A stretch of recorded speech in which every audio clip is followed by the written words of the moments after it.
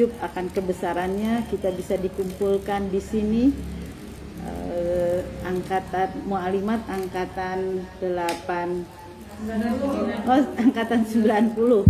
Bayangkan dari angkatan 90 sekarang 2021 kita bisa berkumpul di sini baik yang offline maupun online, dan serasa saat ini kita double date ya.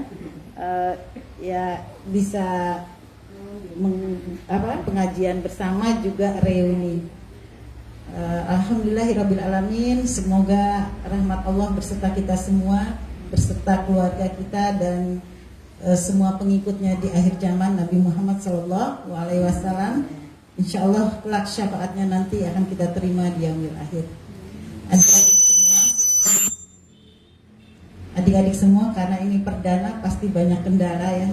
Kita undangan 3:30, maka kita akan memulai 4:30. Berarti jatah saya tinggal 10 menit lagi. Baik adik-adik yang ada di jauh, yang sedang mengikuti di Zoom, semoga kita merasakan kehadirannya juga di sini.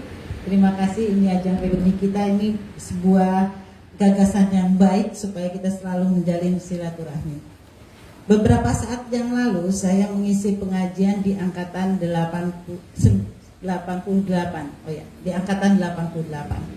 Tema yang saya bawa adalah menjadi nenek bahagia ya, karena semuanya hampir semua sudah jadi nenek. Kalaupun belum punya cucu tetap nenek. Tapi saat ini saya akan membawakan tema menjadi calon mayat yang bahagia. Setuju nggak? Saya lebih suka bagaimana kita yang umur senja ini untuk selalu mengingat-ingat kematian yang semakin dekat. Menjadi calon mayat bahagia. Saya ingin bertanya kepada adik-adik, seandainya tiba-tiba datang malaikat pencabut nyawa, besok kamu mati, kira-kira bahagia enggak? Kira-kira bahagia enggak? Ada enggak yang bahagia? Besok jam sekian, seandainya dikasih bocoran, jam sekian, taruhlah bukan malaikat yang ngomong, vonis dokter lah, umurmu halo, umurmu tinggal 3 hari lagi, kira-kira bahagia enggak? Kaget ya, enggak bahagia. Nah ini caranya kita, bagaimana kita bahagia. Menjadi calon mayat bahagia, karena bagaimanapun kita akan menjadi calon mayat gitu. Beberapa saat yang lalu saya kehilangan paman atau adik dari ibu yang terkecil. Sederhana saja, dia pergi beli pulsa, kemudian dia ngisi pulsa, nyebrang ngisi pulsa. Kalau orang ngisi pulsa kan masih mainin HP-nya ya, apakah nyampe sambil atau buka langsung WA adakah yang masuk, sehingga dia nyabrang nggak lihat-lihat lagi. Kebetulan tengah malam, jam habis isya ya, kebetulan alhamdulillah dia sudah sholat isya, berangkat untuk beli pulsa. Berangkat dalam keadaan segar bugar, sehat. Terus kemudian ketika nyabrang, langsung ada motor yang nabrak tanpa ngerem. Kenapa tanpa ngerem? Karena kebetulan dia pakai helm gelap, suasananya juga gelap, nyabrang itu orang itu nggak pakai lampu ya, jadi sehingga betul-betul enak banget ngelindesnya, dan kemudian dia meninggal dunia beberapa saat kemudian. Dan saat ini juga kita masih heboh dengan pemberitaan artis yang mati mendadak juga ya. Siapa? Lupa. Siapa? Vanessa Angel. Itu juga mati mendadak tanpa ada pemberitahuan dahulu, dan itu juga mungkin saja bisa terjadi sama kita. Mungkin saja sama kita bisa terjadi. Lalu bagaimana kita menjadi calon mayat yang bahagia, dan karena pasti kita akan menjadi mayat. Nah itu yang perlu kita renungkan bersama pada sore hari ini, pada kesempatan ini. Bahagianya senang-senang dalam reuninya nanti dululah, kita sama-sama sekarang ini kita sama-sama merenung, karena kita menjadi calon mayat. Di dalam sebuah hadis ternyata terungkap bahwa kita yang mohon maaf semoga Allah merahmati, Allah yarham, suaminya Mbak Neni juga mendadak ya meninggal dunia, sangat mengejutkan kita semua, sangat terkejut. sampai saya harus nelpon beberapa orang untuk memastikan karena pengennya nggak percaya gitu kan. Jadi itu juga bisa terjadi. Ternyata di dalam sebuah hadis yang diriwayatkan oleh Imam Bukhari bahwa kita ini justru yang akan mencari tempat kita mati atau mengejar kematian itu. Mungkin ya, bahwa seseorang itu pasti akan mencari tempat kematiannya. Sebuah cerita ketika Nabi Sulaiman kedatangan malaikat Israel pencabut nyawa, tiba-tiba malaikat Sulaiman saat itu berada di Mesir ya. Nabi Sulaiman berada di Mesir atau di Palestina ya. Nah, Nabi Sulaiman itu kan di Masjidil Aqsa ya, tinggalnya yang bikin kerajaan Nabi Sulaiman. Pada saat itu Nabi Sulaiman bersama pengawal setianya. Dan ketika malaikat Israel datang, malaikat Israel itu kaget sambil membelalakan mata memandang pengawal dari Nabi Sulaiman. Ini adalah cerita Israiliyat, cerita yang diceritakan oleh Rasulullah dan itu yang terjadi. Malaikat Israel sangat kaget membelalakan matanya memandang pengawal Nabi Sulaiman, sehingga pengawal itu sangat ketakutan dan meminta Nabi Sulaiman membawa jin untuk mengantarkan dia pergi ke India. Wahai Nabi, aku takut sekali dengan tamu Anda, tolong pindahkan saya ke India. Tolong, akhirnya dipindahkanlah pengawal Nabi Sulaiman itu ke India. Kemudian Nabi Sulaiman berkata kepada Israel, wahai Israel, kenapa engkau menakuti pengawal saya sampai dia takut dan ketakutan amat sangat dan dia meminta pindah ke India. Tambah kaget lagi malaikat Israel. Apa kata malaikat Israel? Wahai Nabiullah, sesungguhnya aku kaget melihat pengawalmu ini, karena sebenarnya aku disuruh mencabut pengawalmu ini kira-kira 1 jam lagi di India, tapi kok dia ada di sini? Artinya apa? Si pengawal itu minta pindah ke India. Dia memang setiap manusia itu mencari atau mengejar tempat kematian dia sendiri. Jadi memang Pak Le saya meninggal pada saat itu, dia memang menuju ke tempat kematiannya sendiri. Jadi itu juga yang akan terjadi pada kita.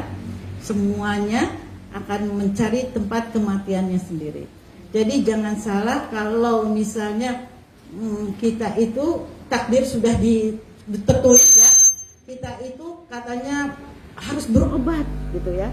Harus ke dokter supaya kalau seandainya tertangani dokter pasti nanti hidupnya lebih panjang gitu kan. Sering gitu. Itu salah banget gitu. Kita berobat, kita ke dokter hanya supaya ikhtiar, atau kita pengen sehat adalah supaya memperbaiki kualitas hidup kita aja gitu. Kita ke dokter bukan untuk, kalau soal mati itu sudah Allah yang menentukan. Sudah Allah.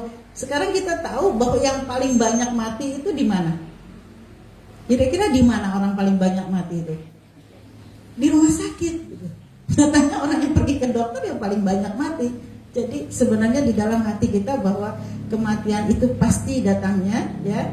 Di dalam surat Al-Munafikun ayat 10 kan, Robi laula akhortani, nggak akan bisa diminta dimundurkan sedetik pun dan dimajukan sedetik pun nggak bisa. Jadi sudah ada kepastiannya. Tapi yang kita lakukan adalah ikhtiar untuk memperbaiki kualitas hidup, bahwa kita harus berobat, kita harus makanan sehat, kita harus berolahraga, adalah untuk memperbaiki kualitas hidup, bukan memperpanjang umur. Kalau umur memang sudah ditentukan, jadi kita tidak ada penyesalan terhadap mungkin saudara kita yang mendadak meninggalnya, suami kita, anak kita, atau kita sendiri, itu sudah dalam pengaturannya Allah. Tapi yang menjadi pertanyaan, mengapa kita tidak bahagia kalau kita dikatakan bahwa kita akan mati gitu. Kenapa orang-orang yang matinya mendadak itu tidak menjadi pelajaran buat kita, bahwa kita juga mungkin pulang dari sini nggak nyampe rumah, bisa aja terjadi gitu, atau bahkan saat dulu bisa saja terjadi. Maka bagaimana, kenapa itu terjadi gitu? Kenapa kita masih bisa lalai, masih bisa tenang-tenang aja saat ini gitu? Padahal banyak orang gitu, banyak orang yang matinya mendadak gitu. Banyak orang yang mati mendadak, nggak usah jauh-jauh, contohnya ya teman kita sendiri itu banyak sekali yang matinya mendadak, nggak pakai nunggu dia taubat dulu, nggak pakai dia nunggu ngumpulin anak-anaknya dulu, nggak pakai dia membagi warisan dulu. Kapan saja Allah akan mengambil, maka pasti itu terjadi. Tapi kenapa saat ini pun kita duduk masih santai-santai aja, masih tidak berpikiran bahwa kita mungkin saja mati, masih tidak mengambil pelajaran bagi orang-orang yang sudah meninggal dunia? Itu kenapa kira-kira? Nah, ini yang paling mengerikan, karena Allah menyebutkan padahal Allah sudah mengatakan allazi khalaqal mauta wal hayata liyabluwakum ayyukum ahsanu amala. Al-Mulk ayat 2 tuh Allah sudah mengatakan bahwa apa sih hidup itu gitu. Kita lupa dengan apa itu hidup itu. Allah katakan hidup atau matimu, hidupmu adalah supaya Allah mengetahui siapa yang terbaik amalannya. Jadi sebenarnya kita ini hidup, saat ini duduk, saat ini sedang dilihat oleh Allah, dicatat oleh para malaikat sedang ngapain. Sebab paling bagus amalannya siapa? Gitu. Sebenarnya amalan apa yang sedang kita kerjakan itu sehingga kita bisa masuk ke dalam surga atau menjadi calon mayat yang berbahagia. Jadi orang yang tahu ngapain itu hidup, dialah yang calon mayatnya itu berbahagia, karena dia tahu bagaimana mempersiapkan hidupnya dia, bahwa hidup itu adalah untuk berjalan menuju kematian. Hidup itu adalah untuk sebaik-baik mencari bekal kematian untuk masuk surga. Ya, baik. Kan masih baru pertama ya, ibu-ibu. Nah, kemudian itulah yang harus kita renungkan setiap saat, bahwa disebutkan bahwa hidup itu adalah laibun walahun gitu kan. Hidup ini kita tahu semuanya sudah hafal bahwa hidup ini adalah permainan. Hidup ini adalah sandiwara gitu kan. Hidup ini adalah sandiwara, hidup ini adalah permainan. Ada lagi hidup ini adalah hanya mampir ngombe, betul ya? Hanya sekedar minum gitu. Jadi betapa hidup ini cuma kita sudah paham. Tetapi kenapa kita takut mati? Karena lahun sudah disebutkan. Ya. Karena lahun, hidup ini kita bawa ke hati, sehingga disitulah kita selalu sedih, selalu takut, selalu bangga, selalu dengan jabatan kita pengen mencari jabatan dengan apapun caranya gitu. Karena apa? Hidup kita bawa ke dalam hati. Buktinya lagi, kalau kita kehilangan sesuatu pasti kita sedih, karena barang itu kita masukkan ke dalam hati gitu. Seandainya kita paham bahwa hidup itu adalah hanya permainan, akan ditinggalkan, maka kita tidak akan merasakan sedih dan gelisah gitu. Gak akan merasakan sedih, kita akan merasakan ketenangan batin bahwa ini juga akan ditinggalkan. Kehilangan suami, kehilangan anak, kehilangan siapapun, kita juga akan menyusul gitu. Tapi kalau kita dibawa ke hati, itu kan belahan jiwaku, itu aku kredit mobil belum lunas sekarang hilang gitu. Nah, inilah yang akan hiasan-hiasan dunia ini yang kita bawa ke hati, inilah yang akan menjadikan kita sakit ketika mati gitu. Terlalu dalam dunia ini kita bawa ke dalam hati, maka sakaratul mautnya pasti sakit. Tetapi ketika dunia ini kita bawa di tangan, lepas satu persatu, hilang ini, kita bisa tenang, maka Allah pun akan mudah dalam mencabut nyawa kita, dan disitulah mayat yang paling bahagia. Nah, kembali lagi bahwa tujuan hidup kita adalah satu hal, untuk bisa masuk surga, betul ya? Ya, bahwa kita semuanya ingin masuk surga. Maka bagaimana caranya masuk surga? Tidak akan masuk surga seseorang kecuali di dunianya sudah mendapatkan surga. Di mana kita mendapatkan surga? Dalam sebuah hadis dikatakan, baiti jannati, rumahku adalah surgaku. Kalau di dalam rumah kita tidak menjadi surga, maka yakin kita di dunia, di akhirat pun tidak akan mendapatkan surga. Kita bisa mengukur apakah baitiku, rumahku itu adalah surgaku. Mari kita tengok. Jadi apa rumah kita ini? Jadi untuk menjadikan rumah kita surga dan kelak kita akan mendapatkan surga sesungguhnya. Ya, monggo. Ya, untuk mendapatkan surga sesungguhnya, yang pertama rumah itu harus kita jadikan tempat menuntut ilmu, ya, tempat menuntut ilmu. Seperti ini, ya. Ini adalah kelak nanti akan bersaksi di akhirat bahwa rumah kami selama ini selalu menjadikan tempat menuntut ilmu, tempat diadakannya pengajian, tempat diadakannya membahas diskusi dan sebagainya untuk agama. Coba bagaimana seorang bapak tidak meninggalkan anaknya, ya, tidak meninggalkan anaknya, atau di dalam rumah ini selalu berdiskusi. Misalnya anak yang pertama kita suruh membahas ayat ke-1 dalam surat Al-Baqarah, anak kedua ayat ke-3 sampai ke-4, dan selanjutnya. Kemudian ketika malam makan, ayo kita bahas tentang itu.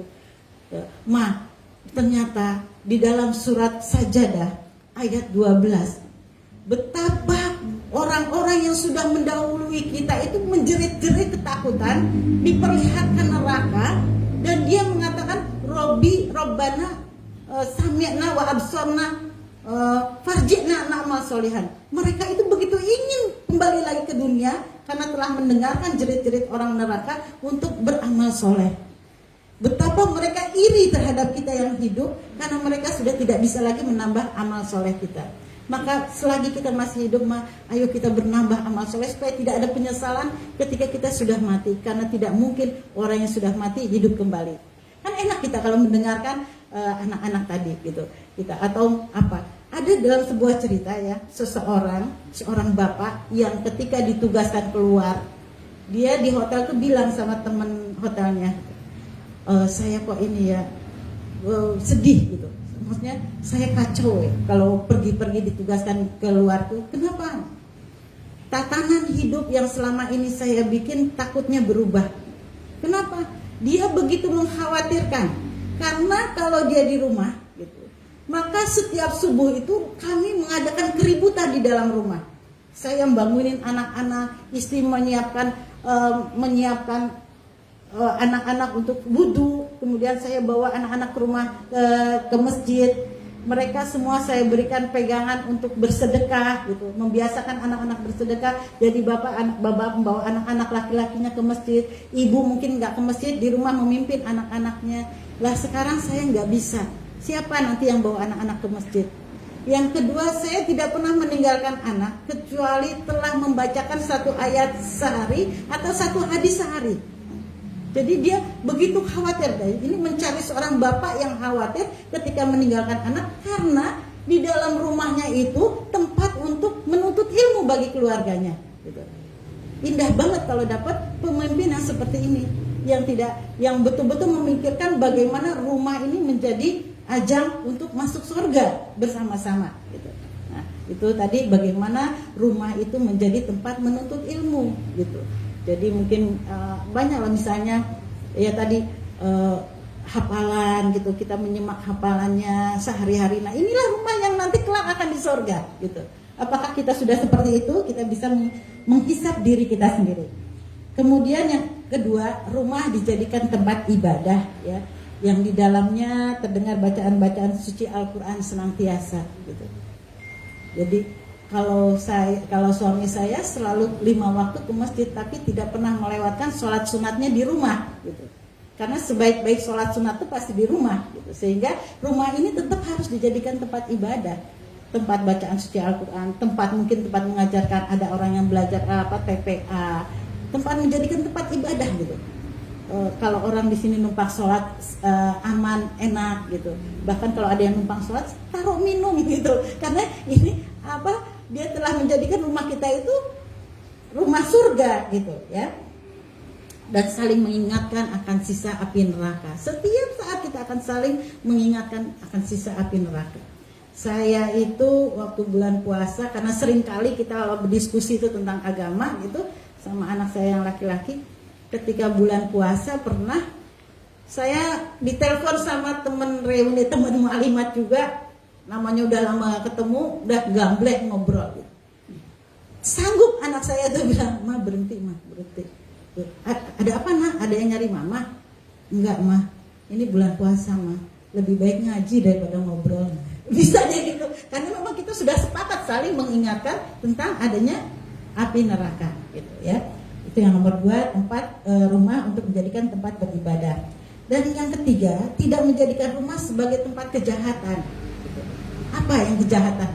Kita punya anak-anak gadis misalnya ya, punya anak-anak gadis, kemudian nanti kita bilang sama kita membiarkan anak-anak gadis kita, misalnya 3 anak gadis adik kakak seumur semua, supaya tidak berantem anak gadis kita. Nanti kalau kamu yang diapeli, anak pertama kamu yang di depan ya, yang kedua di belakang ya, yang ketiga di sana ya. Kita justru yang menjadikan rumah ini tempat maksiat buat mereka gitu loh ya. Ini rumah yang menjadikan tempat maksiat gitu. Jangan sampai itu rumah menjadi tempat maksiat, yakin rumah itu tidak akan masuk surga, tidak akan menjadi baiti jannati. Hilangkan itu semua. Jangan beri kesempatan anak untuk bisa diapelin, untuk bisa diapelin. Saya ke rumah suami waktu mau menikah, saya berani ke rumah suami saya, calon suami waktu ya, calon suami itu setelah saya dilamar. Sebelumnya saya nggak pernah ke sana. Bahkan setelah dilamar seminggu baru mau menikah, baru saya berani ke rumah, kemudian ketemu orang tuanya. Saking bapak ibunya mertua, calon mertua itu begitu ketat gitu, begitu ketat, tidak boleh ada orang yang pacaran di rumah. Nggak boleh, menerima lawan jenis itu benar-benar keras gitu.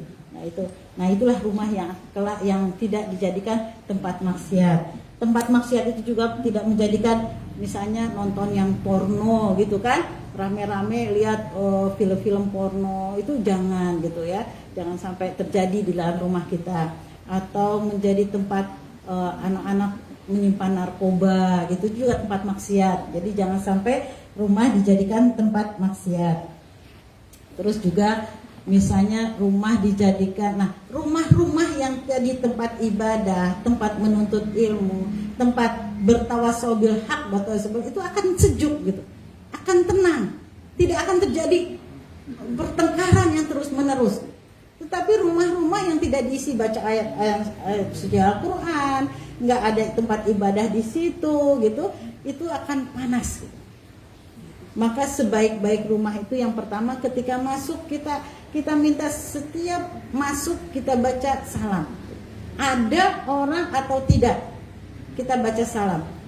Kemudian cuma 2 hal yang dalam sebuah hadis dikatakan, ketika masuk rumah bacalah salam, ketika makan bacalah bismillah. 2 hal itulah yang paling disenangi oleh setan. Orang yang tidak baca salam, maka setan ikut masuk bersama kita. Itu ini hadis ya. Kalau kita masuk ke dalam rumah tidak baca salam, kita bawa pasukan jin setan dan semuanya ke dalam rumah. Kemudian ketika kita tidak baca bismillah, maka setan ikut makan di dalamnya gitu. Jadi 2 hal ini juga bisa menjadikan kenapa rumah kita itu seringkali menjadi tempat pertengkaran yang terus menerus gitu. Antara suami istri, antara anak dengan orang tua gitu, antara pokoknya panas. Itu karena kita mungkin tidak suka membaca salam dan tadi tidak menjadikan tempat ibadah, tidak menjadikan tempat ini maksiat gitu. Nah itu juga kenapa kita selalu ribut ketika suami istri ribut, dengan anak ribut, rumah itu terasa panas karena apa? Yang dominan adalah setan. Ingat, setan itu terbuat dari api sehingga pasti panas. Kemudian yang keempat adalah ketika kita keluar rumah jangan lupa baca doa. Bismillahirrahmanirrahim, itu wajib banget. Mau ke mana aja, mau ke masjid, mau ke tetangga, karena tadi kita nggak tahu, barangkali kita sedang menghampiri kematian kita. Barangkali kita sedang menghampiri tempat kematian kita. Insya Allah kita langsung mendapatkan syafaat dari Allah ketika kita sudah membaca itu. Kalau mati mungkin pasti mati, tapi inilah mati yang bahagia, gitu. Mati yang bahagia. Kemudian di dalam keluarga ini lagi, kita harus tahu apa sih gunanya kita itu punya anak gitu. Apa sih tadi ada hidup itu adalah untuk karena Allah, untuk melihat siapa yang terbaik amalannya gitu. Kita tuh selalu dilihat.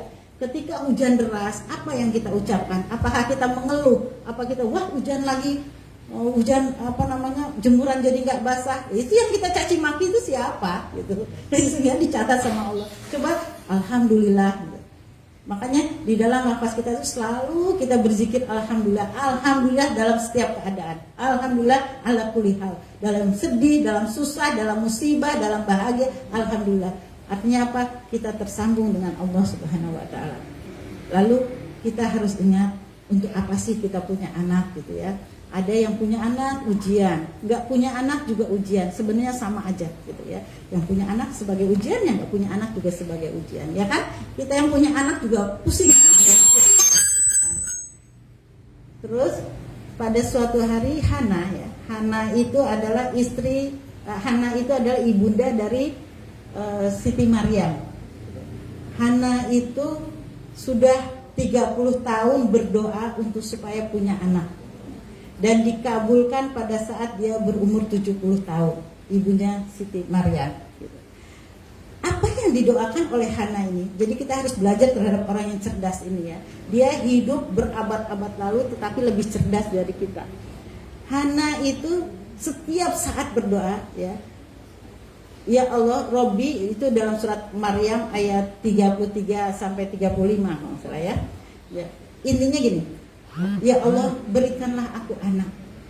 Kalau seandainya aku diberi anak, maka akan aku jadikan dia hanya menyembahmu. Tidak akan menyembah selain padamu. Jadi itu permintaan anak. Dia bernazar, aku bernazar ya Allah, seandainya aku punya anak, akan aku jadikan dia hanya menyembahmu. Yang kedua, kalau aku punya anak, akan aku jadikan dia sebagai penjaga agamamu. Makanya Siti Maryam kan dijadikan penjaga di Baitul Maqdis.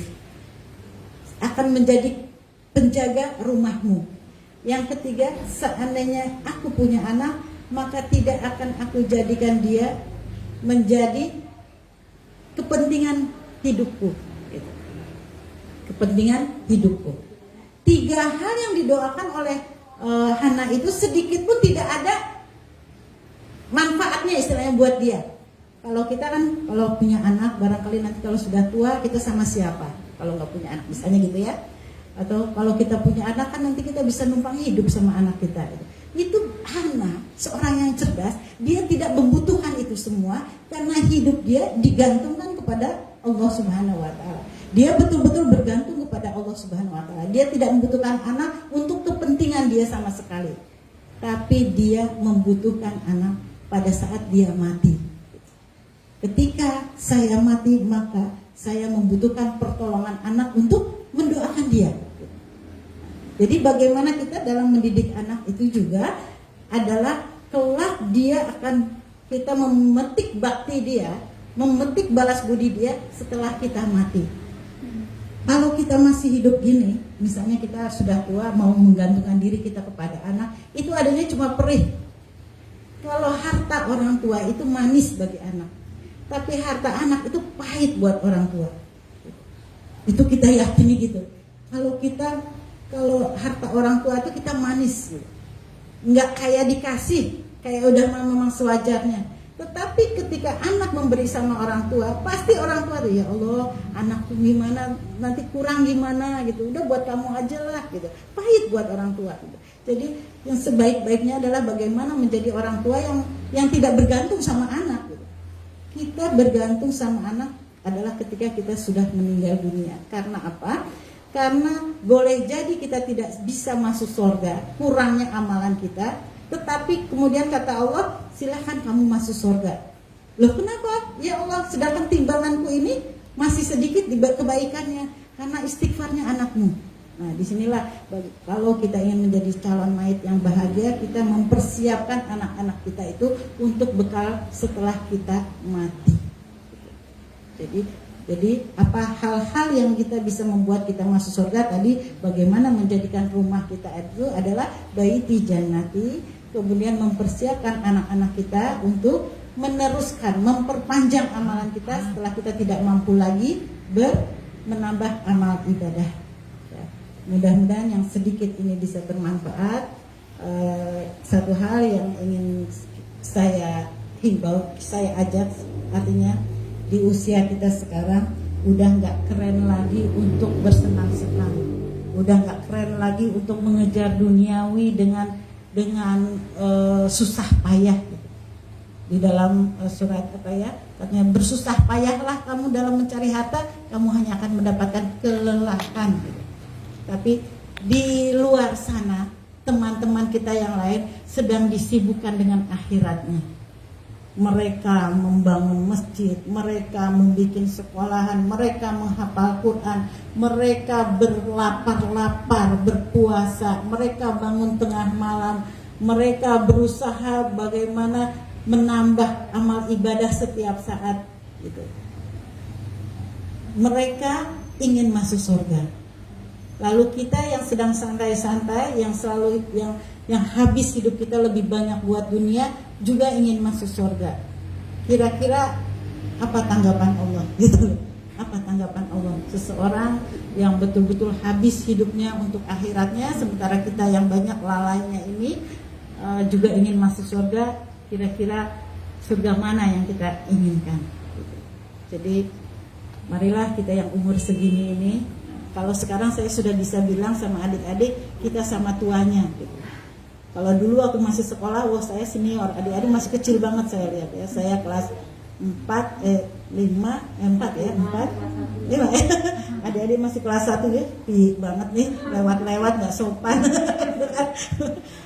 Tapi sekarang kita sudah sama tuanya, udah enggak keren lagi, kita cuma sibuk memikirkan dunia, sibuk memikirkan keburukan orang lain terhadap kita gitu. Sibuk mencari kesalahan-kesalahan orang lain gitu. Marilah kita sekarang sibuk menghisap diri kita, apakah kita sudah pantas untuk kalau sebentar lagi meninggal dunia dan kita berjumpa dengan Allah.